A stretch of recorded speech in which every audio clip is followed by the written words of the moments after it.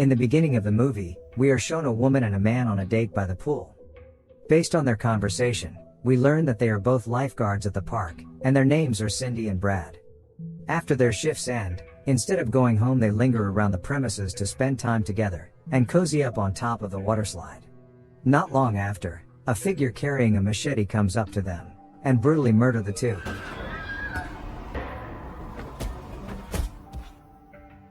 Some time later, the 2018 graduating class of Valley Hills High School are planning to hold their graduation event. They planned for the event to take place at a water park called Wet Valley. The idea was spouted by Alice, a Valley Hills High School alumni who was also the one who came up with the entire event. Much like every other graduation event, all the seniors are excited about spending time together. Not only that they get to swim and ride water slides, they also plan to stay at the water park for 3 days. It is now that we get introduced to our protagonist, Josh. He and his friends, Chad and Slim, started a band called The Blades, and they would perform sometime during the event. Later on, an old man named Conrad comes up to them. He tells them that he works as both caretaker and maintenance technician at the water park. Despite having worked there for 35 years, he is still up and kicking. Several hours later, Josh, who are in the midst of practicing with his friends, happen upon Kim, who apparently is Josh's ex, who now works as a lifeguard. The small talk shared between Josh and Kim appear to render Kim's current boyfriend Tommy jealous.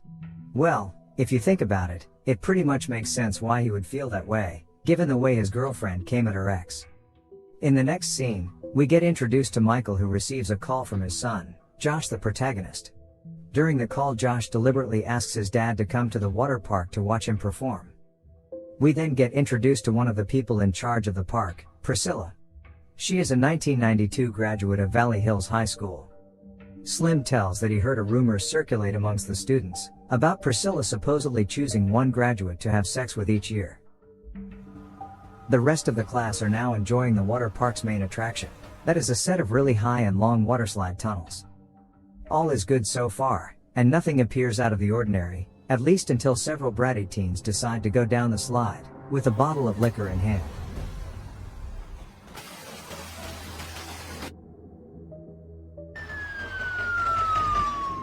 The incident prompts Paul, the owner of Wet Valley, to take action, and Conrad, the caretaker, to clean the pool from broken glass and blood.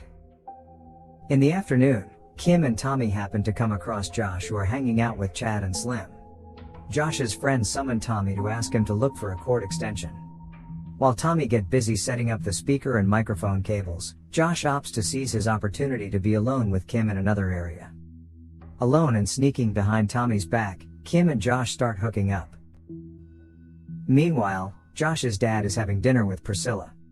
In the beginning, they are shown conversing, but we the audience aren't able to hear what they're saying at first. Based on their conversation, we learn that Priscilla is actually the wife of Paul, the owner of Wet Valley, while Michael, aka Josh's dad, is known as a wealthy man in the area. During the dinner, Michael voices that Paul doesn't know that he's got something good sitting right in front of him. Some time passes, and now Josh and Kim are walking up to their friends, as it is almost time for his band to perform.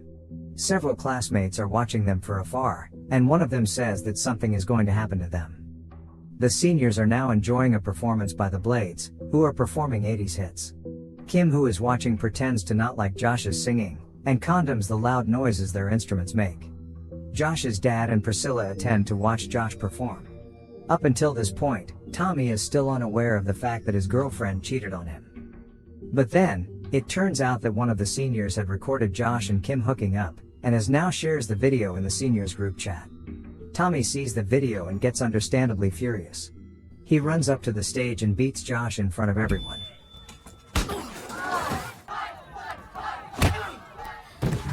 Okay, that's it, you're fired, get out of here! You're all dead! Things escalate even further when Priscilla catches her husband cheating with Alice, the girl in the beginning of the movie.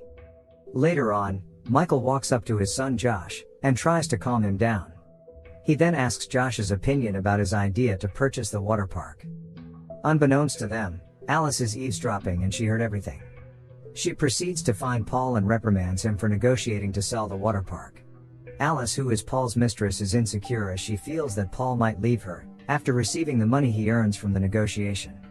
The drunk Paul assures her that there is no way he would sell the water park as it is his only source of income. Several hours after, all the seniors are resting up for the night, and no one is out and about, except for one person who breaks into one of the water slides, to install a pair of large metal blades, arranged in an X shape inside. Even worse, on the next day Michael, who is walking around surveying the area, is apparently being followed by a mysterious figure.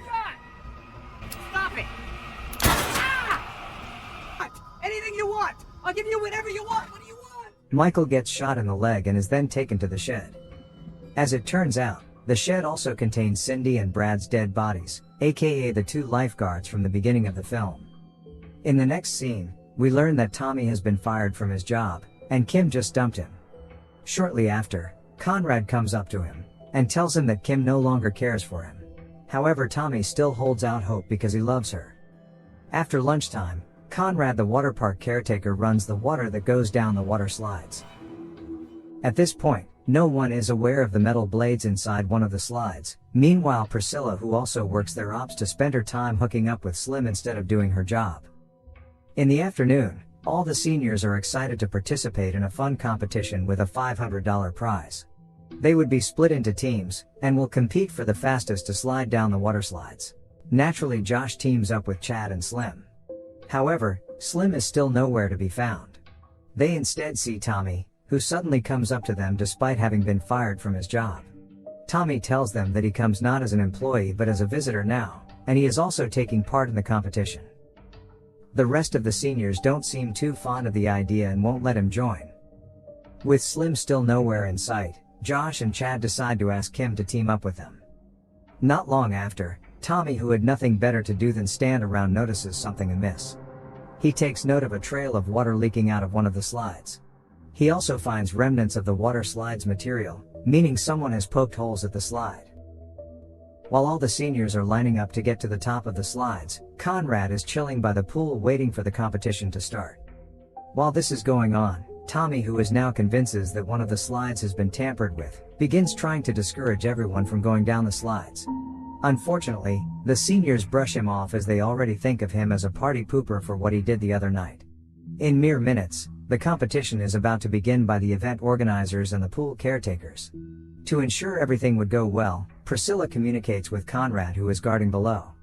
Of course, neither are aware of the blades installed inside one of the slides. Tommy is relentless. He still tries to inform Paul and Priscilla that everyone's in danger.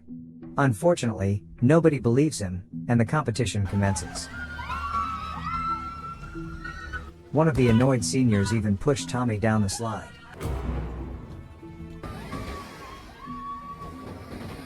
At the same time, 3 girls are going down the same slide, and as expected, they are instantly mutilated by the blades.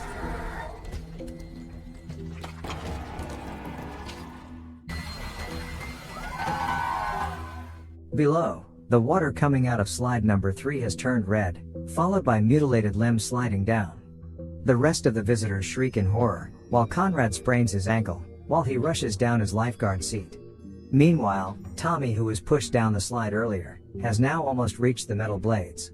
He has no choice but to cross his fingers, and hope nobody else slides down after him.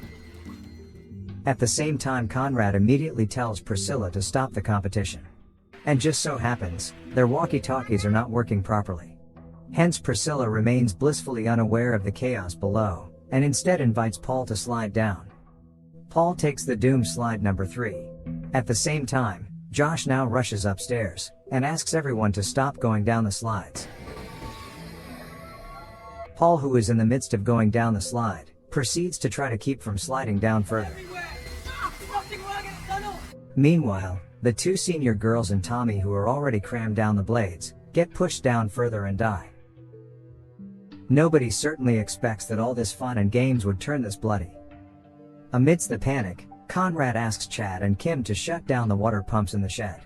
But upon entering the shed, they stumble upon the dead bodies of Josh's father Michael along with the 2 lifeguards.